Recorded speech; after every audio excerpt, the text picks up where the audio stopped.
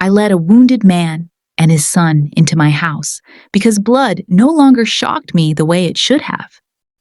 It was already on my hands, just not where anyone could see it. He was standing at my gate when I opened the door, not knocking, not leaning, just there. Reins sliding off his coat, one hand pressed to his side like it was holding something together by force alone. His son stood half hidden behind his leg, fingers knotted in fabric, eyes scanning the street like he was counting exits. I should have closed the door. Instead, I felt it. That low, crawling awareness that danger had noticed me back. "Just one night," the man said. His voice was calm, too calm for someone bleeding through his sleeve. The accent was Italian, softened by years of command, not distance. He didn't ask. He didn't explain. He spoke like a man used to being obeyed even when he was at his weakest. The boy didn't look at me. That was what undid me. I stepped aside before my instincts could catch up with my history. Before the part of me that survived learned silence could scream. The man entered second. He paused just long enough to scan my home. Corners, windows, shadows. When his gaze finally landed on me, it didn't linger on my face. It traced my throat, my wrists, the places where lies break first. I locked the door. The sound landed heavy between us. "My name is Serafina Vale. I've lived in this house for 3 years. Before that, I lived nowhere long enough to call it home. I learned early that survival meant knowing when to disappear, when to stay invisible, when to answer doors you shouldn't. This was one of those times.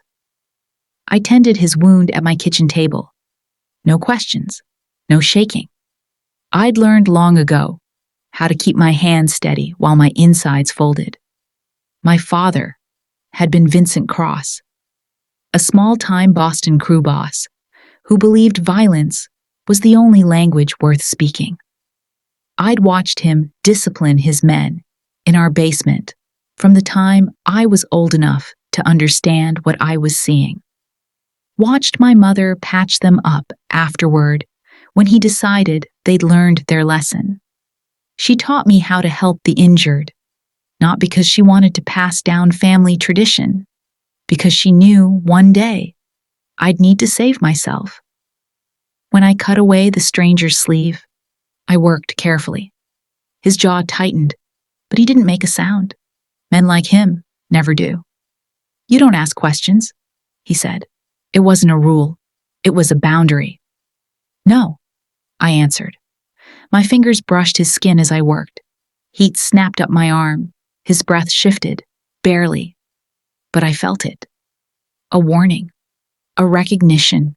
His eyes darkened like I'd touched something that belonged to him. That was the moment I crossed a line. He knew it. I knew it. Neither of us stepped back. The boy, Tommaso, sat on my couch, silent, watching us, like he was memorizing the shapes we made together. When his head finally dipped, exhaustion dragging him under, I covered him with a blanket. He flinched, even in sleep. The man watched me do it.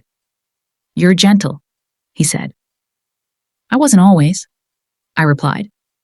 Something passed across his face then, not sympathy, understanding. "You don't have children," he said. It wasn't a question. "No, I can tell." That should have frightened me more than the injury. I poured him a drink. He accepted it like the night had already decided for both of us. Our fingers touched around the glass. His thumb pressed once, slow, deliberate, against my pulse. A claim disguised as an accident. "You should be afraid of me," he said quietly. "I am." That's not enough. He didn't say his name until later.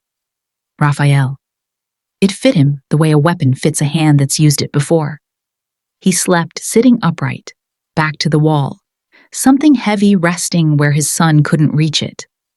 I didn't ask what it was. I didn't ask who he was running from. I already knew the answer to one of those. Sometime before dawn, I woke to the sound of water running. The sink. I stood frozen in the hallway listening. When I reached the kitchen, the light was on. Something dark streaked the porcelain. Not mine. Too fresh. Someone had been here, in my house, while we slept. Raphael appeared behind me without a sound. "You didn't invite them in," he said. "No." "Good." His hand closed around my wrist. Not rough, not gentle. Possessive, protective, dangerous. He looked down at the sink like he was calculating distances, names, consequences. "Cordaro," he said quietly. "They followed me here. Left this as a message. They're testing me. Seeing if I'll protect you, how I'll react. This isn't random intimidation. This is tactical." My stomach dropped. "Who are the Cordaros?" "Rivals. They've been hunting me for months. And now they know I stopped here. Which means they know you matter to me. Which means you're leverage. Pack a bag," he said. "Only what you can carry." "Am I leaving?" I asked. He stepped closer. His voice brushed my ear, intimate as a secret. "You opened the door," he said. "That means you're already inside.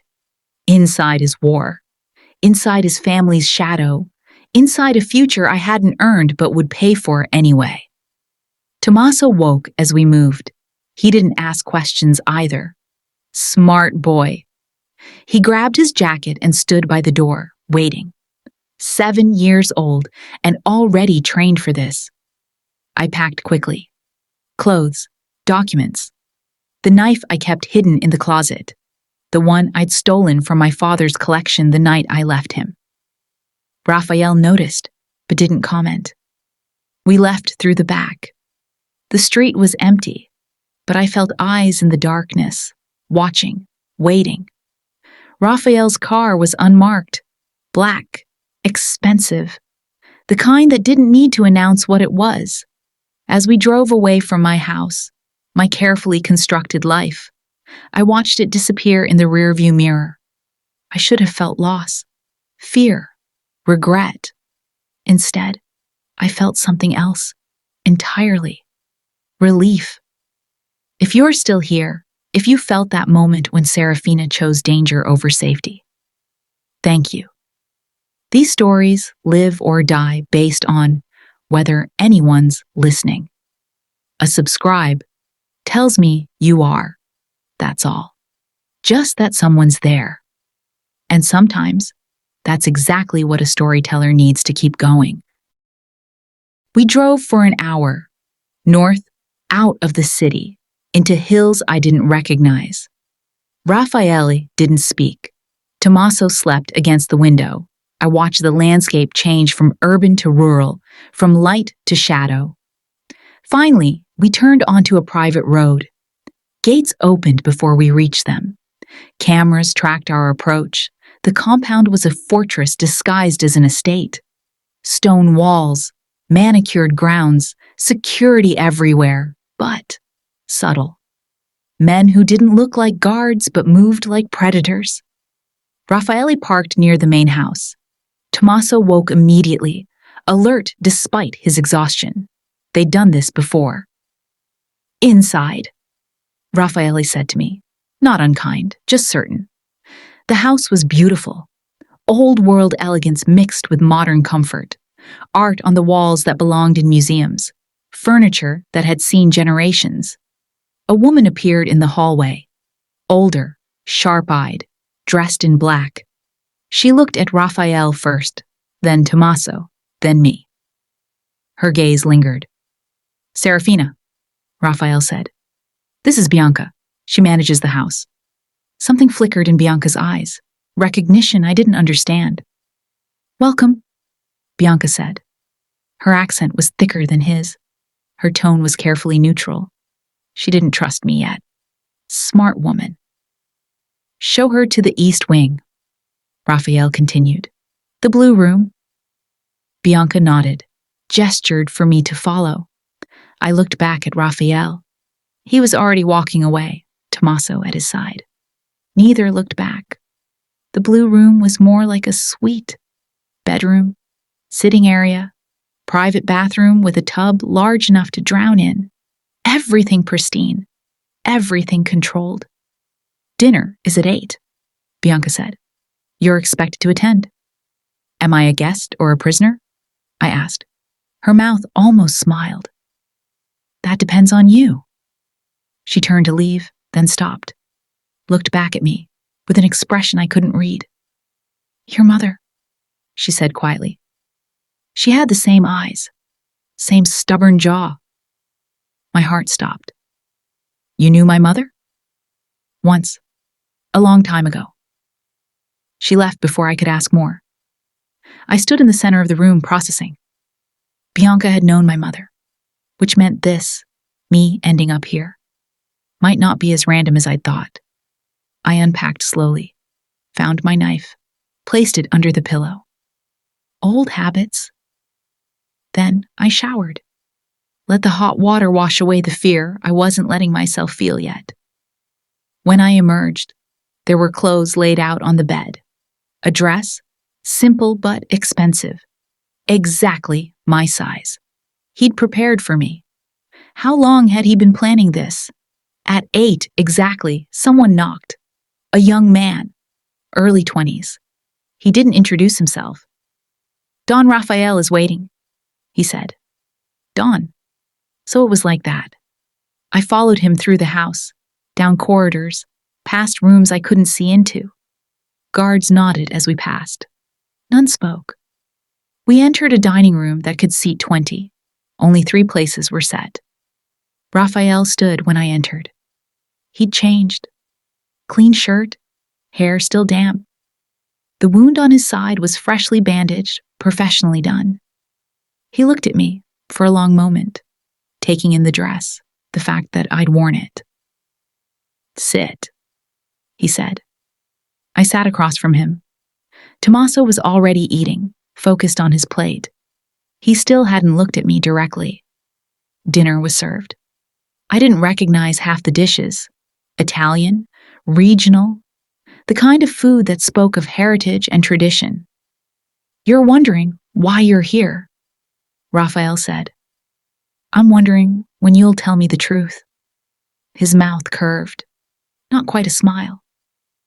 "You already know the truth. I know you're dangerous. I know the Cordaros left a message in my sink as a warning. I know you're not just running, you're at war." "Yes." "With who?" "The Cordaro family. They've been trying to weaken my position for months. They're old enemies. Our families have fought for 2 generations. Recently, they've gotten bolder. Started targeting my operations, my people." "Why?" "Because I refused an alliance. They wanted to merge our territories. I said no. So, they decided to take what I wouldn't give." "And the message in my sink?" "Their opening move. Testing if I'd protect you. Seeing how I'd react. They know you matter to me now, which means they'll use you if they can." The weight of that settled between us. "You're not caught in the middle, Serafina. You're exactly where you need to be." "Which is?" "Protected. By you." "Yes." "Why?" "Because you let me in when you should have closed the door. Because you didn't ask questions when most people would have called the police. Because you helped me, like you'd done it before." He paused. "Because you covered my son with a blanket and he didn't flinch." That last part landed differently, softer, more honest. "He's used to flinching," I said quietly. "Yes. Because of your world. Because of his mother's choices." Raphael's voice went cold. "She's gone now. Tommaso is all I have left." The weight of that settled between us. "I'm sorry," I said. "Don't be. She made her choice. I made mine." "And what choice is that?" "Keeping him alive, no matter what it costs." I understood that. The willingness to sacrifice anything for someone you loved. I'd made similar choices escaping my father.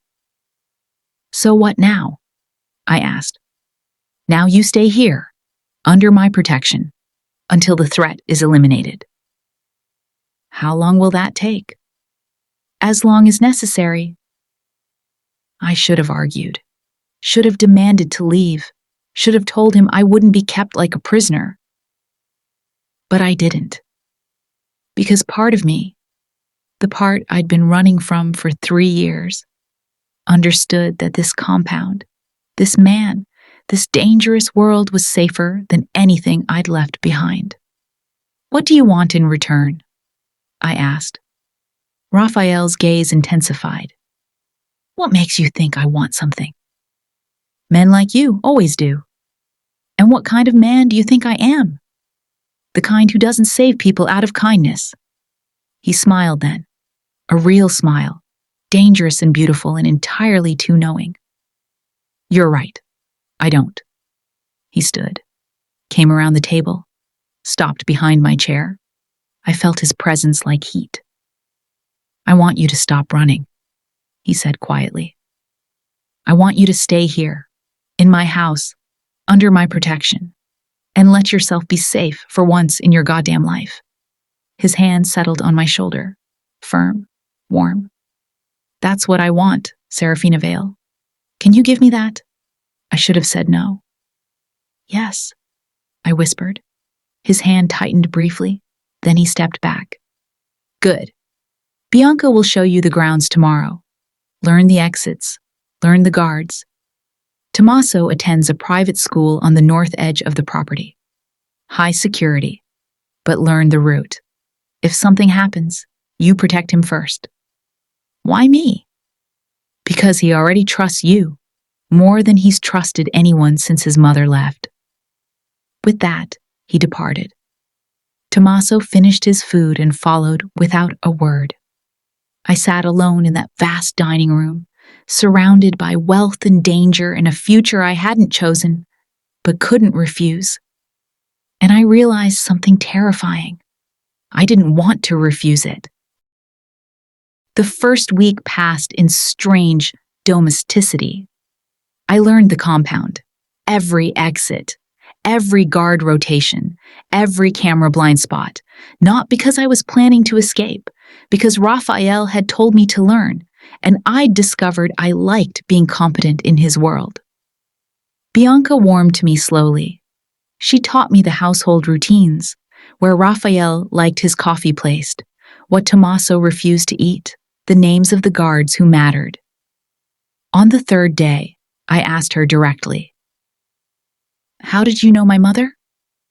Bianca was folding linens, her hand stilled. We were sisters, she said quietly. The world tilted. You're my aunt? Yes. Your mother was Elena Cross before she married your father. We grew up in Calabria. When she moved to America, married Vincent, I lost contact. By the time I found her again, she paused. She was already trapped, already broken. Why didn't you help her? I tried. She refused, said leaving would put her in danger, put you in danger. So, I waited, watched.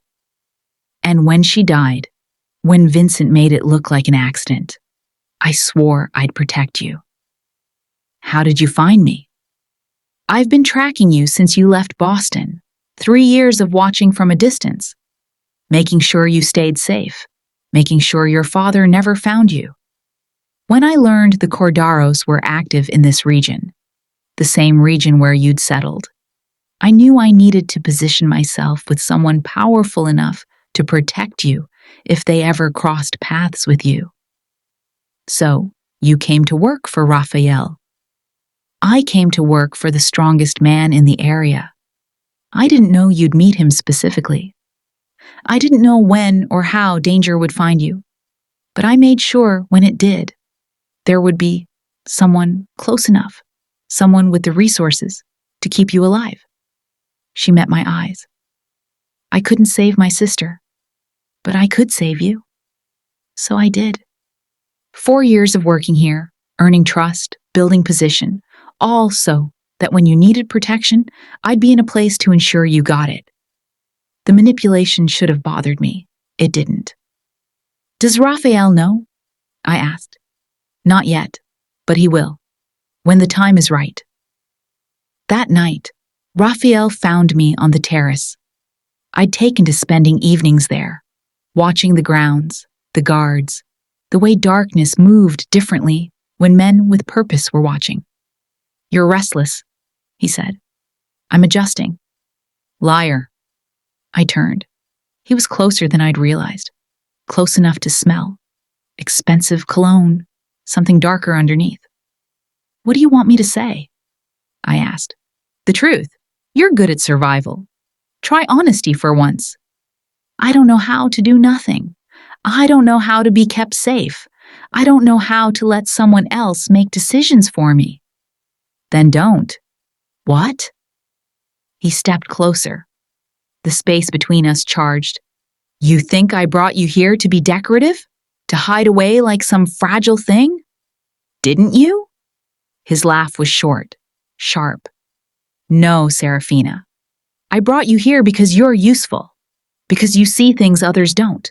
Because Tommaso likes you and he doesn't like anyone. Because when I looked at you in your kitchen, helping me, you weren't afraid of me. You were calculating if I was a threat worth taking. He was right. So, what do you want from me? I want you to stop hiding. I want you to use whatever skills you've been pretending not to have. I want you to help me figure out who in my organization is feeding information to the Cordaros. My heart kicked. You think there's a traitor? I know there is. They knew where I'd be that night. They knew my route. They knew Tommaso was with me. They knew enough to follow me to your house and time that message perfectly.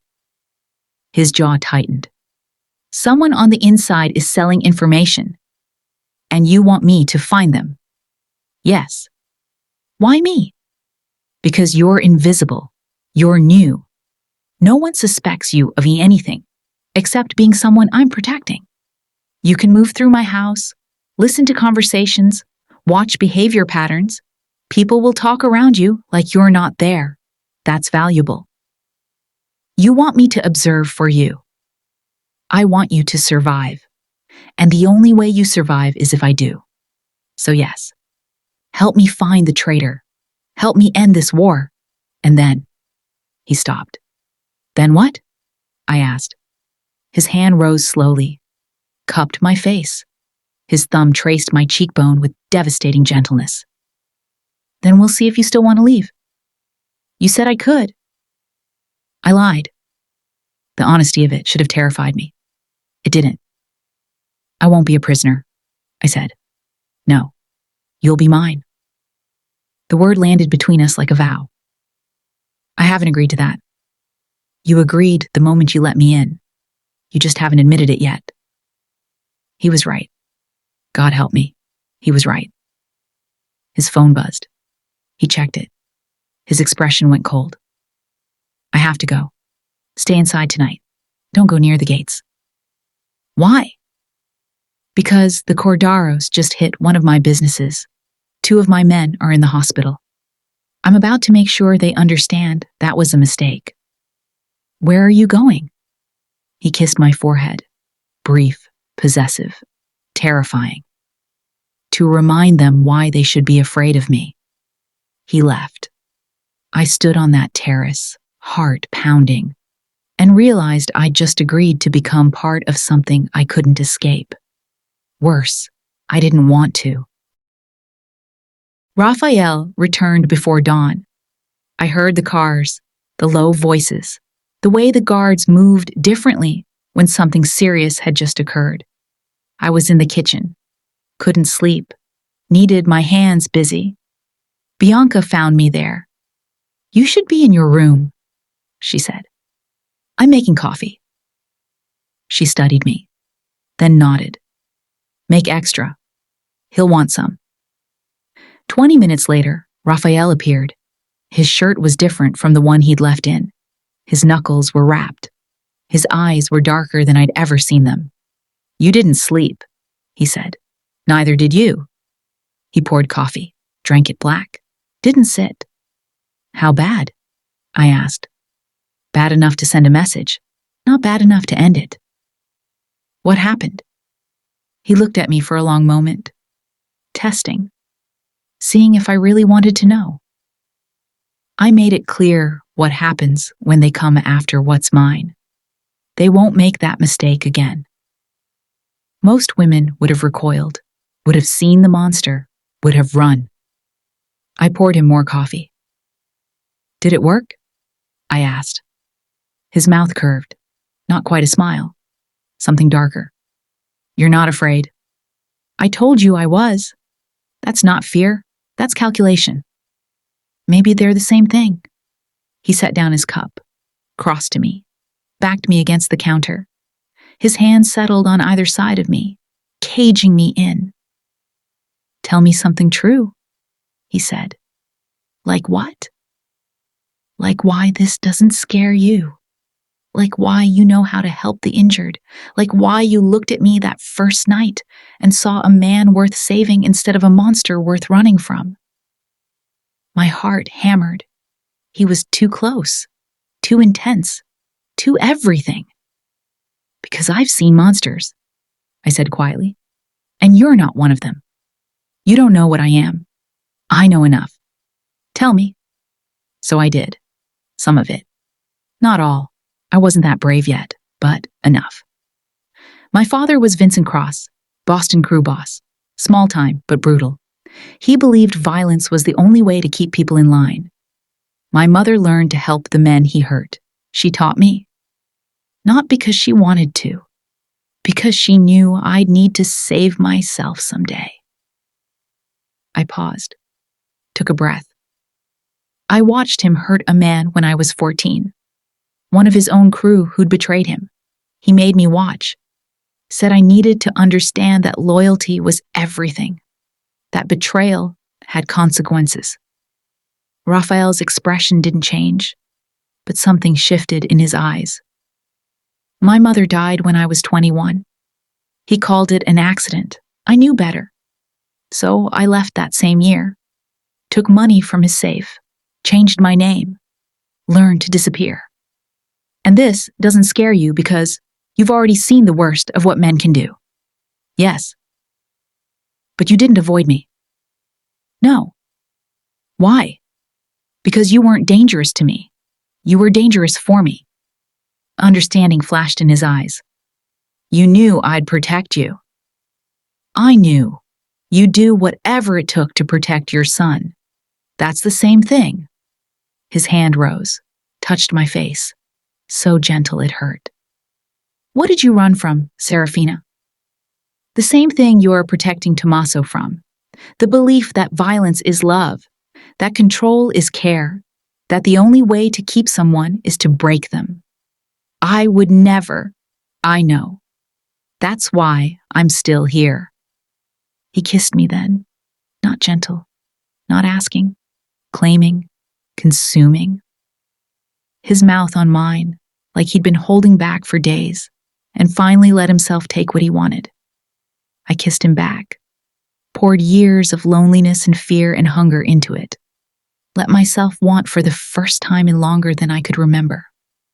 When he pulled back, we were both breathing hard. This is a bad idea, he said. Probably.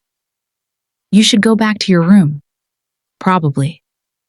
Neither of us moved. Serafina, don't. Don't tell me all the reasons why this won't work. Don't tell me you're dangerous. Don't tell me I should run. I've been running my whole life. I'm done. His eyes darkened. You don't know what you're agreeing to. Then show me. He carried me upstairs, not to my room, to his. His bedroom was sparse, functional. A bed, a chair, a window, with a view of the entire compound. Everything positioned for defense. He set me down, didn't immediately touch me, just looked. Last chance, he said. I don't want one. That was all the permission he needed. He undressed me slowly, methodically, like he was memorizing every inch. When I stood bare before him, I didn't hide, didn't cover myself. Just let him look.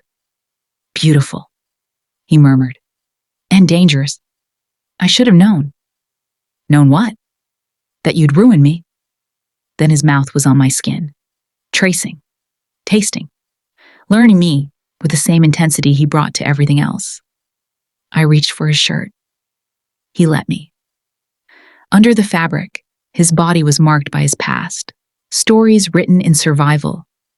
I traced them, wanting to know them all. Each one is a lesson, he said quietly. Each one taught me something about who to trust, who to fear, how to survive. You've survived a lot, I said. So have you. He was right. We both had. He laid me on his bed, covered me with his body. The weight of him felt like safety, like home, like everything I'd been denying myself. Tell me to stop, he said. No. Tell me you want this. I want this. I want you. His hands explored with devastating precision. Every touch was a question. Every kiss an answer. He learned what made me gasp, what made me arch, what made my breath catch and my hands fist in the sheets. When his fingers traced the curve of my hip, the dip of my waist, I arched into him, needing more, needing everything. Beautiful, he whispered against my throat. Let me see you, all of you. His mouth followed where his hands had been, kissing, tasting, exploring with patient intensity. The world narrowed to just sensation, just us, just this moment where nothing else existed. We learned each other slowly, thoroughly, until we were both trembling with want. Raphael, I know, he breathed. I know. What happened next belonged only to us. In the darkness, in his bed, in the safety of each other's arms, we surrendered to something that felt inevitable from the moment I'd opened my door. When it was over, we lay tangled together, breathing hard. His hand traced patterns on my spine. You're staying, he said. Not a question. Yes. Good. He pulled me closer, protective, even in the aftermath. I need to tell you something, he said. What? Your father, Vincent Cross, he's been looking for you for 3 years. And recently, he's gotten close. My heart stopped. How do you know? Because I've been watching him. The moment I learned who you were, the moment Bianca told me you were her niece, I started tracking him. He's in contact with the Cordaros.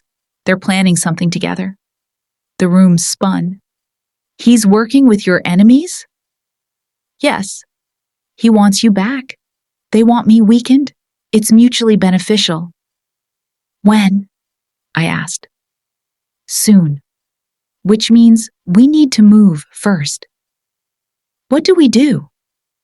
He looked at me, eyes hard, certain. We make sure he never finds you again. I didn't sleep after that. Raphael held me through the night, but my mind was racing. My father, here, working with the Cordaros, looking for me. I'd left him when I was 21, disappeared so completely he shouldn't have been able to find me. I'd changed my name.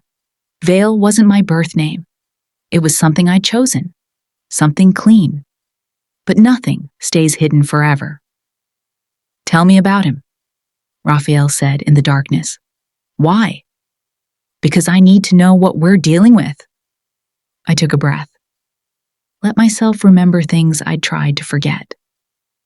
His name is Vincent Cross. He ran a crew in South Boston, small operation, protection, gambling. Nothing like what you do. But violent, yes. He believed control was the only way to keep people in line. My mother, me, his men, everyone lived in fear of disappointing him. How did your mother die? He killed her, made it look like she fell down the stairs, but I saw her face before she died. She wasn't surprised. She'd been expecting it. Bianca said she tried to convince her to leave, but she refused, too afraid. Raphael's arms tightened. I'm sorry. I'm not. She was weak. She let him break her. I swore I'd never be like that. You're not. How do you know? Because you're here, in my bed, unafraid. Most women would have run the moment they learned what I was. I'm not most women. No, you're mine. The possessiveness should have bothered me. It didn't. If he comes here, I said, what will you do? Depends. What do you want me to do? I thought about it. Really thought.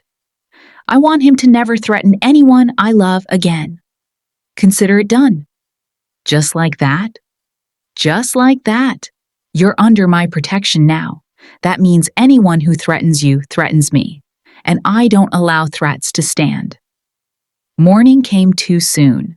Tommaso found us in the kitchen. Looked at me, at his father, at the way we stood too close. Did you sleep in Papa's room? He asked me. Yes. Are you his girlfriend now? Raphael choked on his coffee. I almost smiled. Would that bother you? I asked. Tommaso considered. No, you're nice, and you don't lie to me. I won't start now. Good. He grabbed toast. Papa, can Serafina teach me something useful? She knows things. Raffaele looked at me, eyebrow raised. What kind of things? He asked his son. How to notice stuff, how to read people. She watches everything. Those are useful skills, Raphael said. Yes, she can teach you. After breakfast. Tommaso grinned, ran off. You're good with him, Raphael said. He's easy to love. Is he the only one? I looked at him. At this dangerous, complicated man who'd somehow become my entire world in less than 2 weeks. No, I said quietly. His kiss was soft this time, gentle, like I was something precious he was afraid of breaking. Good, because I'm keeping you. You don't own me. No, but you own me. Same thing. Later that day, a car arrived. I was in the garden with Tommaso, teaching him to observe patterns and guard rotations when I saw the gates open. A black sedan. Unfamiliar. Tommaso saw it too. His whole body went tense. Inside, I said. Now, go to Bianca. But now, he ran. Smart boy. Raphael appeared seconds later, 2 guards with him. He looked at me. Stay behind me.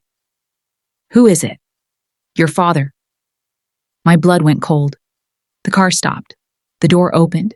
Vincent Cross stepped out. He looked older, grayer, but his eyes were the same. Cold, calculating, cruel. He saw me, smiled. Hello, Serafina. Or should I say, Serafina Vale. Creative. I didn't answer. You've been hard to find, but here you are, living in luxury, protected by... He looked at Raphael. Don Raffaele Santi, I've heard of you. Impressive operation. You're trespassing, Raphael said. I'm collecting what's mine. She's not yours. She's my daughter. She's under my protection. Leave, now. Vincent's smile widened. Or what? You'll hurt me? I came with insurance. You touch me and my associates, the Cordaros, you know them well, will release information about your operations. Names, connections, everything. He pulled an envelope from his jacket, waved it. All documented, ready to go. 1 call from me, and it all comes out. Raphael's jaw tightened. You're bluffing, I said. Am I? Ask your protector. Ask him if he can afford that kind of exposure. What do you want? I asked. You. Come home. Fulfill your responsibilities. What responsibilities? I've arranged an alliance, a useful connection with the Moretti family. You'll honor it. My stomach turned. No. Yes. She said no. Raphael's voice was ice. Leave, now, before I decide your insurance isn't worth keeping you breathing. You won't risk it. You have too much to lose. A son, I hear. Children are vulnerable in this world. Raphael moved so fast I barely saw it. He had Vincent against the car, forearm across his throat. "Say that again," he said softly. "Give me a reason." The guard shifted, hands on weapons. "Papa." Tommaso's voice, small, scared. He was standing in the doorway, watching. Raphael released Vincent immediately, stepped back. Vincent laughed, adjusting his collar. "Weakness. That's what children make you. Weak." "Get out," I said. "I'll come with you. Just leave them alone." "No," Raphael said. "It's the only way." "No?" Vincent smiled. "Smart girl. You have until tomorrow. Say your goodbyes. I'll be waiting at the north gate at noon. Don't make me come get you." He got in the car. It drove away. I stood there, shaking, and realized I'd just agreed to give up everything to save the people I loved. Raphael didn't speak to me for 2 hours. He locked himself in his office. Bianca took Tommaso. I stood in the hallway, heart breaking, knowing I'd made the only choice I could. When the door finally opened, his face was stone. "Come in." I did. He closed the door behind me. "You're not going," he said. "I am." "No. He'll destroy you. He'll hurt Tommaso. I can't let that happen." "So you'll sacrifice yourself instead?" "Yes." "No?" He crossed to me, grabbed my shoulders, not rough, desperate. "Listen to me. Your father is lying. He doesn't have that kind of information. He's bluffing." "How do you know?" "Because if he did, he'd have used it already." "That envelope? Probably blank papers." "He came here himself because he's desperate. That means he's weak." I wanted to believe him. "What if you're wrong? Then I'll handle it. But you're not leaving. Not for him. Not for anyone." "I can't let you risk everything." "You already did. The moment you let me in. The moment you stayed. The moment you let me touch you. You don't get to decide you're expendable now. This isn't about me. It's only about you." His hands cupped my face. "You think I survived this long by letting people take what's mine? You think I built this by being weak? No. I fight, and I win, and you're mine, so I'm keeping you.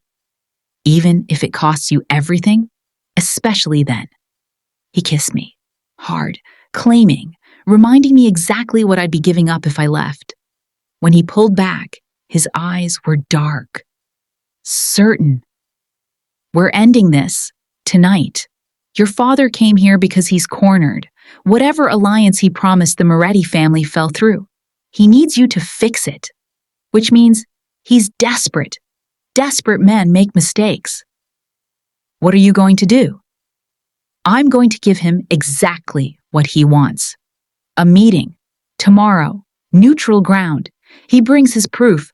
I bring you. We exchange." "That's insane."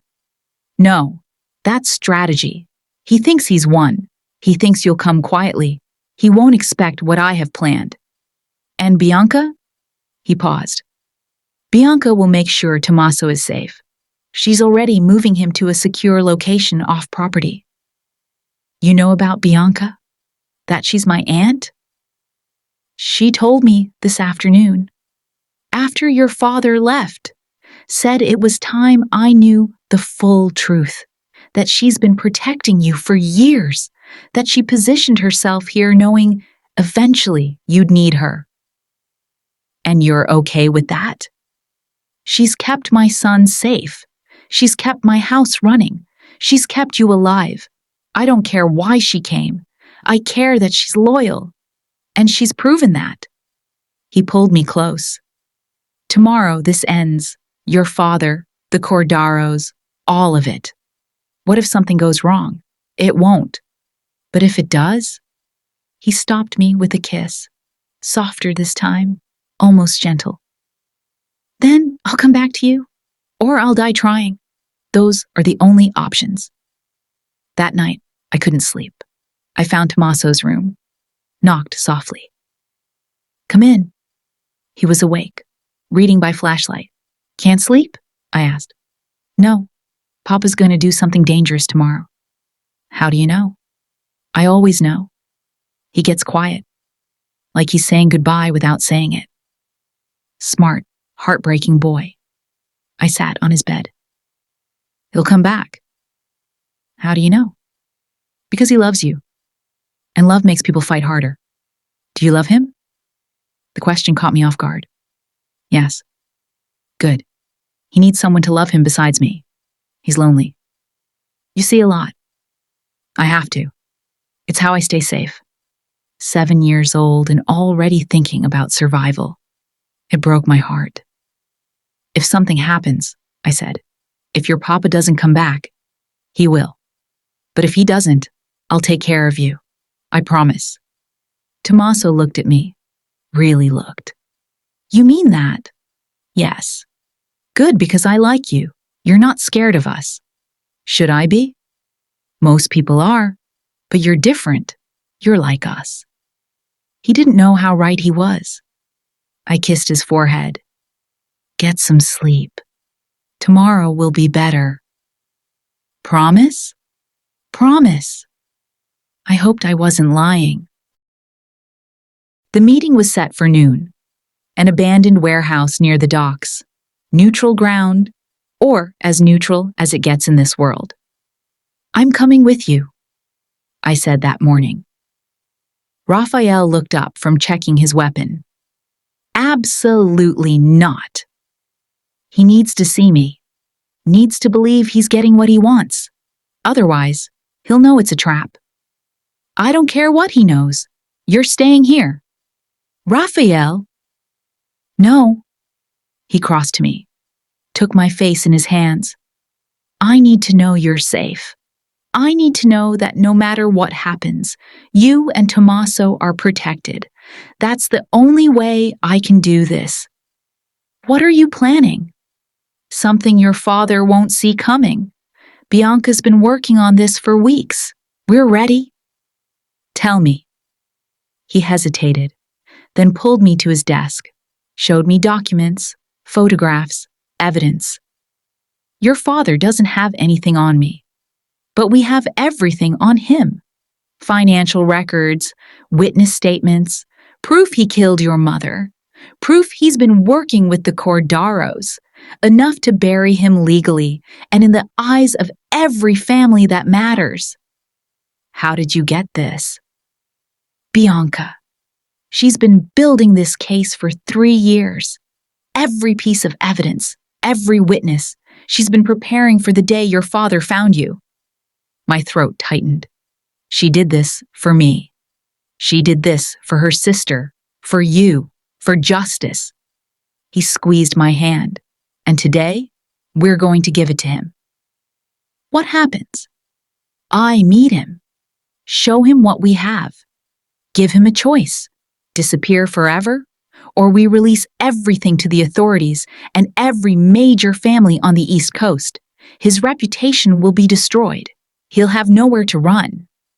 And the Cordaros? They're getting the same offer. Bianca discovered they've been skimming from their own organization. Their leadership won't survive that revelation. They'll tear themselves apart. I stared at him. You're dismantling both of them. Yes, without a single shot, just information, just truth. It was brilliant and terrifying. Let me be there, I said. Not in the room, in the car, close enough to hear it happen. Please? He looked at me for a long moment, then nodded. In the car, with Marco, armed. If anything goes wrong, he gets you out. Understood. We left an hour later. 12 men in 3 cars. I rode with Marco, Raphael in the lead vehicle. The warehouse was exactly as ugly as I'd imagined. Rust and broken windows and the smell of decades of decay. Vincent was already there. 5 men with him. He smiled when he saw Raphael's convoy. From where I sat, I could hear everything through the comm system Raphael wore. Right on time! Vincent's voice crackled through. Where's my daughter? Safe. Where she's staying. That wasn't our deal. We don't have a deal. We have a conversation, and you're going to listen. I heard rustling. Paper. Raphael was showing him something. What is this? Vincent's voice had changed. Uncertain. Everything. Financial records showing you've been embezzling from your own operation.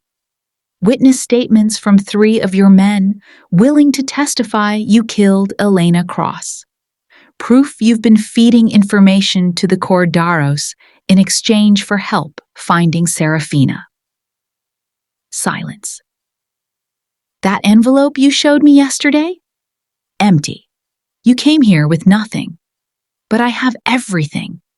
And if you ever come near Serafina again, all of this goes public. The families will know you're a killer and a thief. The feds will have enough to put you away for life. You'll have nowhere to run. You're bluffing. Am I? Check your phone. I just sent you a sample. Page 1 of a 50-page dossier. More silence. Then Vincent's voice, smaller. What do you want? I want you gone. Permanently. There's a ticket in that folder. One way to Brazil. A new identity. Enough money to start over. You leave today. You never contact Serafina. You never return to the States. You disappear. And if I refuse? Then I release everything. And I let the families handle you. You know what they do to men who kill their own wives, to men who betray their partners. You won't last a week. The silence stretched. Fine, Vincent finally said. I'll go. Smart choice. Can I see her? Say goodbye? No? She's my daughter. She was your victim. You don't get closure, you get mercy. Take it and go. I heard footsteps, a car door, an engine starting. Then Raphael's voice, clear and certain. It's done. He's gone. Marco looked at me. You okay? I nodded, but I wasn't sure. My father was gone. Just like that. No violence, no bloodshed, just information and consequences. Raphael returned to our car, slid in beside me, pulled me into his arms. It's over, he said. Just like that? Just like that? Bianca made sure of it. And the Cordaros? They're receiving their own package right now. Evidence of embezzlement. Proof their second in command has been skimming. By tonight, they'll be too busy fighting each other to worry about us. I pulled back, looked at him. You dismantled 2 organizations without firing a shot. Violence is easy. Information is power. Your father taught you to fear the first. I'm teaching you to wield the second.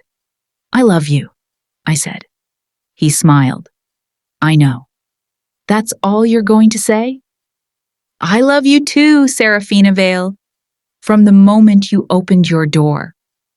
We drove home together, to safety, to Tommaso, to the life we were building.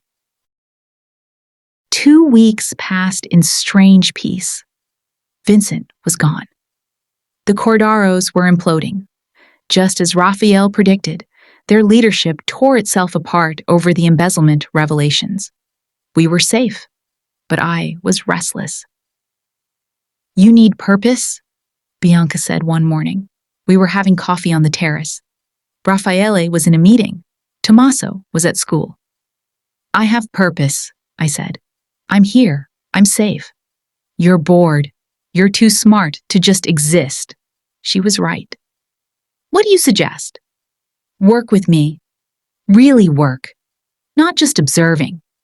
Help me manage the legitimate parts of Raphael's business, the real estate, the investments, the clean operations. I don't know anything about business. You know people. You know patterns. You know how to see what others miss. That's more valuable than an MBA. I considered. What would I do? Review contracts, audit accounts, make sure our partners are honest, root out problems before they become crises. She paused. You'd be good at it. And Raphael needs someone he can trust absolutely.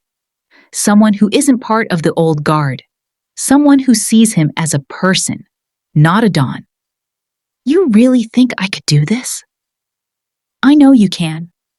I've watched you for 3 weeks. You've already identified 2 security weaknesses and 1 accounting irregularity just by paying attention. Imagine what you could do with actual authority. That afternoon, I proposed it to Raphael. He listened, then smiled. I was wondering when you'd ask. You want this? I want you invested. I want you to understand every part of what I built, not the violence. You'll never be part of that. But the business, the legitimate operations, the future I'm trying to create. Why? Because someday I want out. I want to be legitimate, completely. And I need someone I trust to help me build that. Someone who isn't tainted by the old ways. Someone who sees possibility, not just power. He pulled out a folder. I've been working on this for 2 years. A plan to transition everything. Real estate, investments, technology. In 5 years, I want to be clean, completely legal. I looked through the documents, projections, timelines, asset transfers. This is brilliant, I said. This is survival. The old ways are dying. The families that don't adapt will fall. I'm choosing to evolve. And you want me to help. I want you to lead it, work with Bianca, build the infrastructure, make it real. I don't have experience. You have intelligence, integrity, vision. That's more valuable than experience. I looked at him. This man who'd gone from dangerous stranger to partner in less than a month. Okay, I said. I'll do it. His smile was pure joy. Good, because I already told Bianca you'd say yes. I laughed. Presumptuous. Confident. There's a difference. Over the next 3 months, I learned the business, not the illegal parts. Raphael kept that separate. But the real estate holdings, the investment portfolio, the technology startups, the legitimate ventures, I was good at it. Better than good. I found discrepancies Raphael's accountants had missed, identified opportunities they'd overlooked, built relationships with partners who'd been wary of the Santi name. Because I wasn't Santi, I was Vale, I was new, I was clean, and people responded to that. You're a natural, Bianca said one day. We were reviewing quarterly reports. I'd just identified a contractor who'd been overbilling by 15%. I just pay attention, I said. That's the skill. Most people don't. Raphael started including me in meetings. Not the family business, that was separate, but the legitimate operations. I sat beside him, offered insights, asked questions.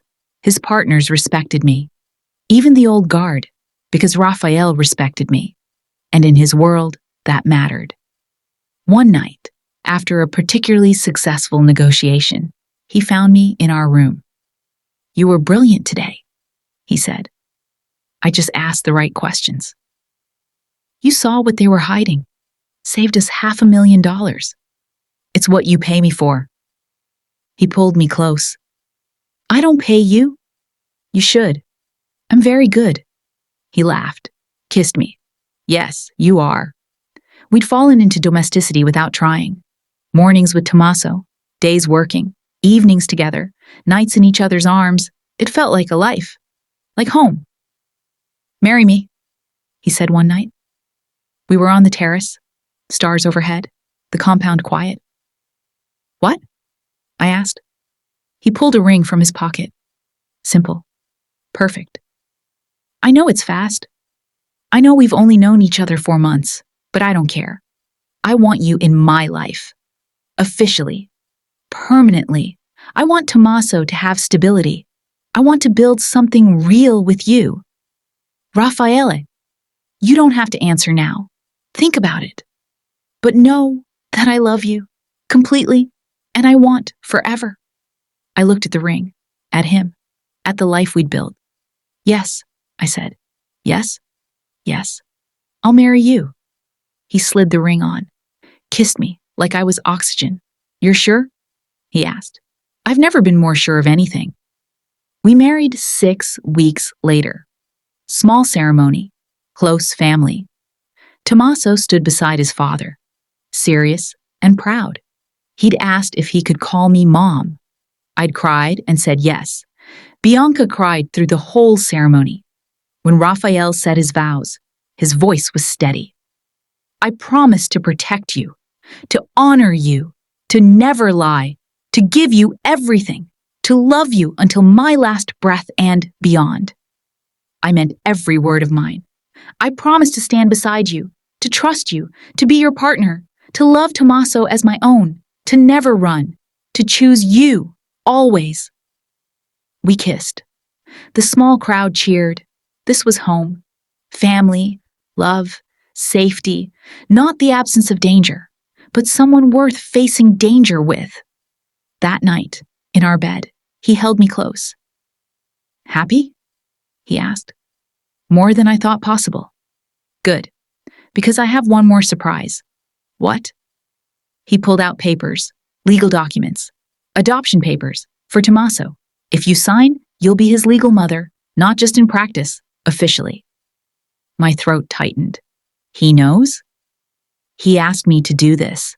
Said he wants you to be his mom for real, not just in private. I took the papers, read through tears. Where do I sign? He showed me. I signed. Done, he said. You're officially a Santi now, my wife, Tommaso's mother. I love you, I whispered. I love you too. We lay together in the darkness, building a future, building a family, building something worth protecting. A year later, I stood on the terrace, watching Tommaso play in the garden. He was 8 now, taller, brighter, healing. He laughed more, smiled easily, called me Mom without hesitation. Raphael came up behind me, wrapped his arms around my waist, his hand settled on my stomach, on the small swell that had just started showing. How are you feeling? He asked. Good, tired, happy, scared, terrified, but in a good way. We'll be good at this. You already are. Tommaso is proof. This one we're doing together, from the beginning. I turned in his arms. Are you ready? No, but I'm doing it anyway. I laughed. I love you. I love you too, both of you. He kissed me, soft, sweet, full of promise. In the garden, Tommaso called out, Mom, Papa, come see. We went, together, because that's what family does. The business was thriving. We transitioned 60% of the operations to legitimate enterprises. In 3 more years, we'd be completely clean. Raffaele was already planning his exit from the family business, grooming successors, building structures that didn't require his presence. He wanted out, wanted clean, wanted normal, for me, for Tommaso, for the baby coming. I never thought I'd have this, he said one night. We were in bed, my head on his chest, his hand on my stomach. Have what? Peace, family, a future that isn't just survival. You deserve it. I'm not sure I do, but I'm keeping it anyway. Good, because we're keeping you. He laughed, pulled me closer. The baby kicked, small, gentle, real. Did you feel that? I asked. Yes, we're really doing this. We really are. Tommaso adjusted quickly to the idea of being a big brother. He asked questions, helped prepare the nursery, promised to protect the baby. Just like Papa protects us, he said seriously. Exactly like that, I agreed. Bianca was thrilled. She'd become the grandmother she'd never gotten to be for me, knitting tiny clothes, planning celebrations. My sister would be so proud of you, she said one day. You think so? I know so. You broke the cycle. You chose differently. You built something beautiful from something broken. We built it, I corrected. All of us. She smiled, squeezed my hand. The baby came in spring. A daughter, perfect, healthy, loud. We named her Elena, after my mother, after Bianca's sister. Raphael cried when he held her, this dangerous man, reduced to tears by 7 pounds of possibility. She's perfect, he whispered. She's ours, I said. Tommaso was smitten. He held her carefully, promised to teach her everything. I'll show her how to be brave, he said. Like Mom. My heart cracked open. This was family. This was love. This was everything I'd never thought I'd have. 6 months after Elena was born, Raphael made his final exit from the family business. He transferred his interests, stepped down from leadership, became an advisor only. How does it feel? I asked. We were on the terrace, watching both kids play. Elena on a blanket, Tommaso building something elaborate with blocks. Strange? Good. Right. Any regrets? None. This, he gestured to our children, to our home, to our life. This is worth everything I gave up. What will you do now? I'm thinking about teaching, business, ethics, strategy, at the university, sharing what I learned without the violence. Professor Santi, I said. I like it. He smiled. And you? Still planning to take over the world? Just the legitimate parts.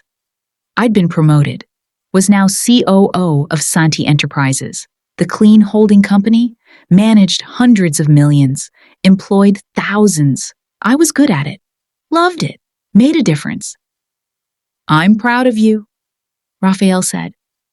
I'm proud of us. He pulled me close, kissed my temple. Thank you, he said. For what?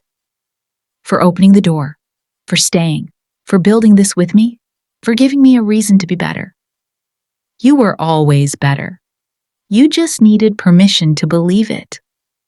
That night, after the kids were asleep, we sat together in the quiet. Do you ever think about that night? He asked. When I showed up bleeding? Every day. Regrets? Not one.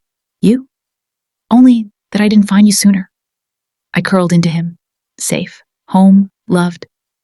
We found each other exactly when we were supposed to, I said. You believe in fate? I believe in choices. And we made the right ones. He kissed me. Long, slow, full of everything we'd built together. Outside, the compound was quiet. Guards walked their routes. Cameras tracked movement. Security systems hummed. But inside, we were just a family. A man who'd chosen to leave violence behind. A woman who'd chosen to stop running. 2 children who'd never know the fear we'd survived. A future we'd built from nothing but trust and love and stubborn hope. I love you, he whispered. I love you too. And in that moment, in that home, in that life, we were exactly where we belonged. 5 years later. I'm writing this from the terrace of our home. The ocean stretches endlessly before me. Raffaele is in the garden with Elena. She's teaching him to grow tomatoes. He's still failing spectacularly, but he tries. Tommaso is 13 now, smart, kind, protective of his sister. He wants to be a lawyer, says he wants to help people the right way. We're so proud of him. Raphael teaches at the university now. Business ethics. His students love him. They have no idea who he used to be. That man is gone, replaced by someone better, someone whole. I run Santi Enterprises. We're completely legitimate now. No gray areas, no questionable deals, just honest business. It took 5 years, but we did it. We're clean. Bianca still lives with us. She's 80 now, slowing down, but still sharp, still watching over us, still the protector she's always been. Sometimes I think about that night, the wounded man at my door, the choice I made, how different my life would be if I'd closed that door, if I'd chosen safety over possibility, fear over faith. But I didn't. I let him in, and he gave me everything: a family, a purpose, a home, a love I'd never imagined possible. Was it dangerous? Yes. Was it complicated? Absolutely. Was it worth it? Every single second, because the most dangerous thing I ever did was open that door, and the safest thing I ever did was let him stay. Thank you for staying with me through this journey. From the moment I opened my door to a wounded man and his son, to now, standing in the life I built with them. This has been my story. If you connected with it, if you felt the pull of choosing courage over fear, of finding home in unexpected places, consider subscribing. These stories take time, heart, dozens of hours of work. Your support keeps them coming. Until next time, remember, sometimes the most dangerous choice is the one that saves you. And sometimes the safest place is in the arms of someone who understands your past.